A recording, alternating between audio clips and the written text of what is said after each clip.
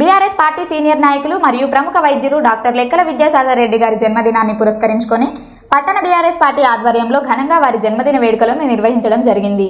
ఈ సందర్భంగా cake cut చేసి శుభాకాంక్షలు తెలియజేసిన పట్టణ బీఆర్ఎస్ పార్టీ శ్రేణులు.